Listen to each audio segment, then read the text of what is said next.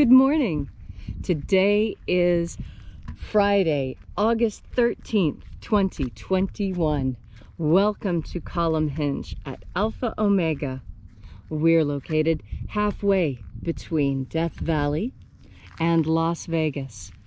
Halfway between Joshua Tree and Area 51 in the Mojave Desert of the Southwest United States. Good morning and welcome back to the most unique live stream ritual on the entire internet.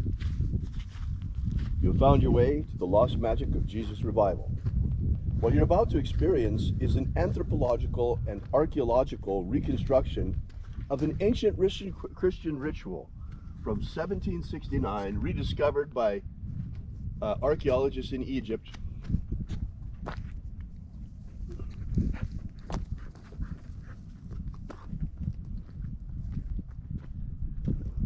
Containing two lost books of the Bible, the first and second books of Yahweh, which in turn contain what purport to be the secret teachings of Jesus to his apostles. Part of that collection is an amazing system of magic called the opening of the treasuries of light. I'm Bishop David Griffin. I'm Bishop Leslie McQuade. And this is the lost magic of Jesus Revival. The sun is the dispenser of light to the earth. May the living light of the God Force inflame our souls with abundant life. Our destiny lies amongst the stars, and to the stars humanity shall ascend.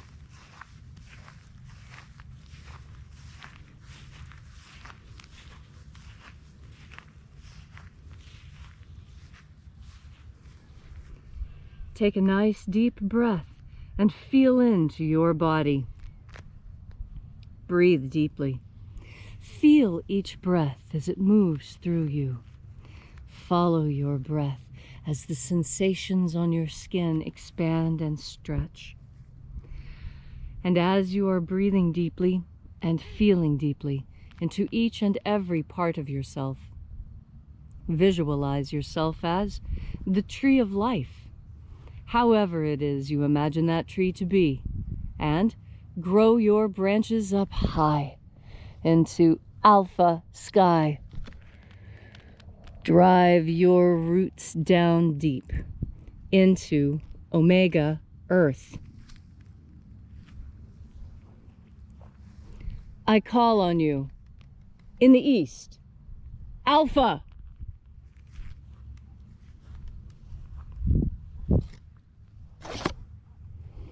I call on you in the west, omega.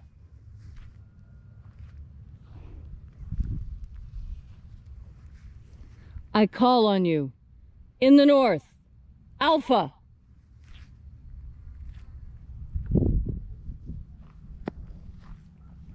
I call on you in the south, omega.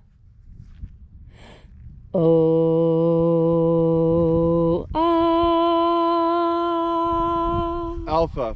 At omega. The beginning. And the end. And the path of the age between. Sunrise. And sunset. And the path of the sun between. Birth. And death.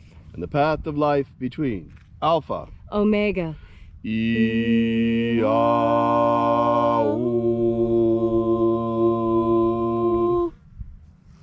This morning we'll be invoking the 21st Treasury of Light. Angels of the 21st Treasury, attend. Watchers, we know your names. So stand aside and grant us entry into the 21st Treasury of Light. Ozaz. Ozaz. Eloes. Eloes. Azaias. Azaias. Let the watchers withdraw and let us enter into the 21st Treasury of Light. And there are 12 heads in my Father's treasury. And these are the names that are in the places when they sing praises to my Father, and he gives light power to them.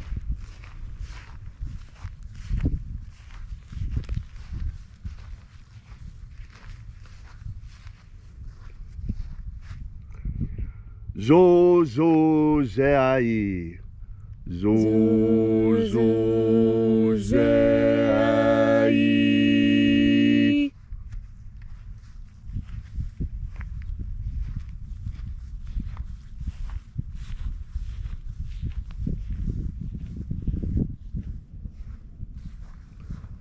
Zohozai. Zohozai.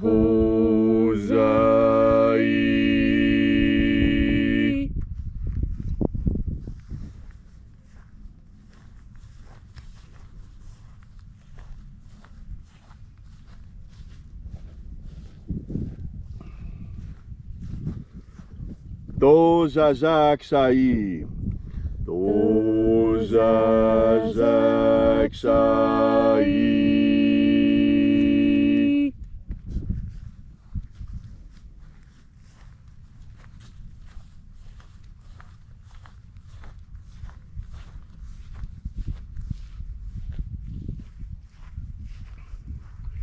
Naoza e iai.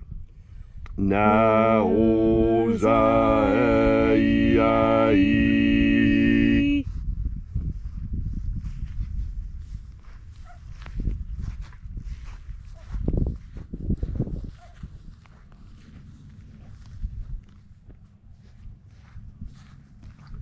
Marazaz. Marazaz.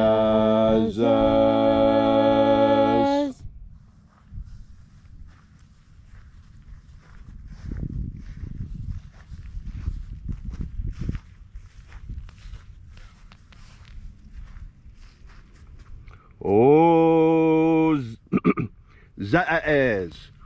Ozaz.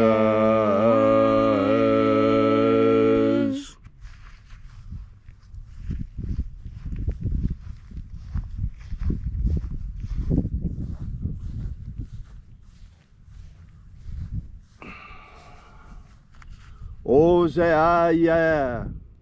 Ozaia.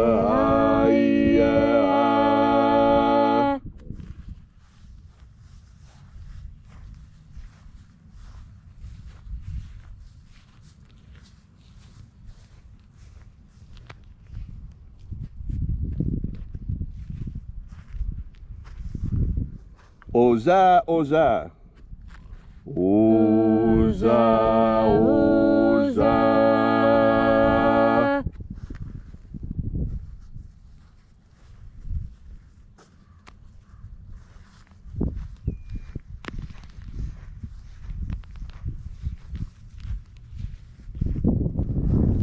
Oschos, oza. Oschos, oza.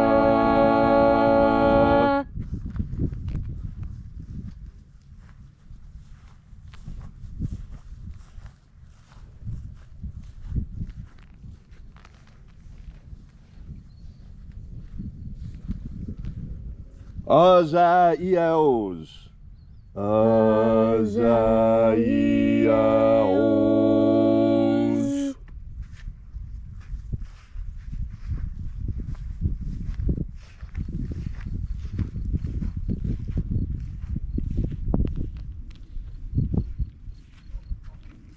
Naya ozaze. Naya ozaze.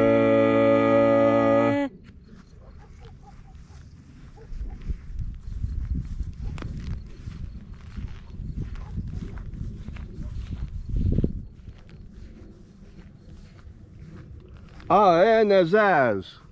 Aenazaz.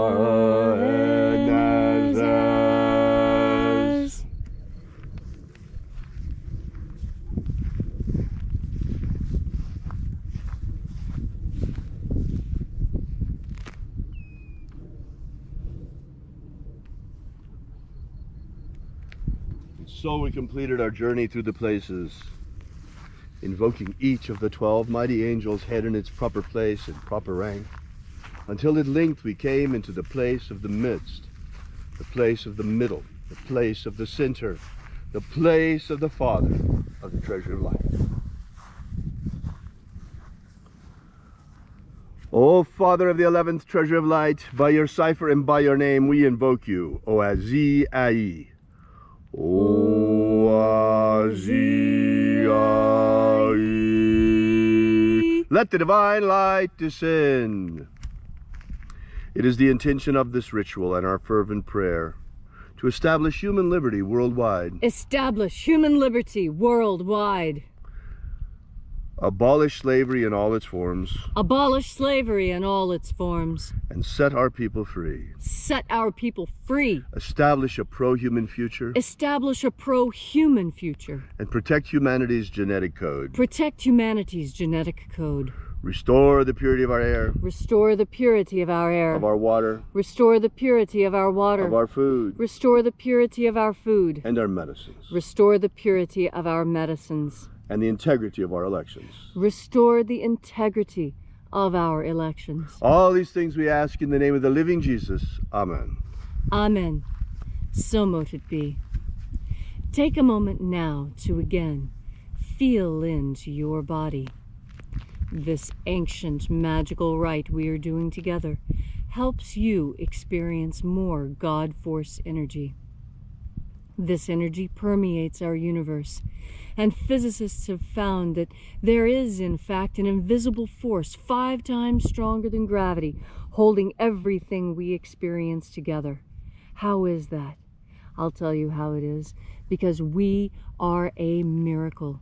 Humanity itself is a miracle, and living on this earth in this thin skiff, there's the tiniest skiff of life on this planet.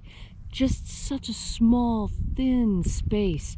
Although to us it seems enormous. My goodness, what, there are miles of sky over our head. Not really. Not really. Not as much as you might think. Go up 100 miles and you can't breathe.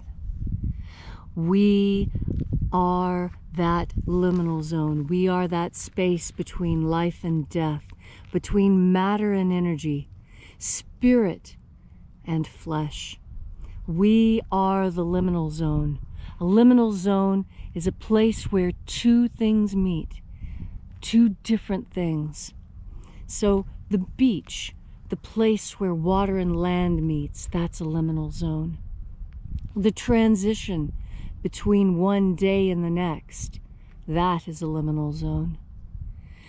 When you are en route, going from one place to another, that puts you in a liminal zone. And it is in that place of between, that we find ourselves so constantly and so consistently as humans. This is part of what makes us magical. We walk with 1 foot on the earth and our heads in the sky. We are able to have an interior experience and an external experience simultaneously. These are the mysteries that this earth has given us. These are experiences unknown to all the other creatures filling all the other dimensions. There are so many levels of life right here beside us. The best example I can think of is death itself. There's a beautiful poem that I've heard read at nearly every funeral I've ever attended. And it's called, I'll Be Right Back. I'm not exactly sure the name. But that's how it feels. Because in the poem, the author is saying, the author is the dead person. And the dead person says, do not worry. I haven't gone far. Think of me as only being in the next room. I am here with you. You just can't see me or talk to me. But I'm just in the next room. And that is the most powerful poem to me because it so accurately describes the experience that I have had with death. That when death arrived in my family, it was as if the person was just in the next room. And the difference was, they were yelling. I could still hear this person. And that's what I'm telling you now. Those people that you miss, the ones who have gone on ahead, they are as close as the next room. They're in the next dimension, right beside us. In fact, that other dimension is right on top of ours. Dimensions are stacked upon each other, one on top of the other, such that what we do in this dimension affects the others, such as the things that happen in those other dimensions affect us as well. And when we move on into that next dimension, there is still contact with this one.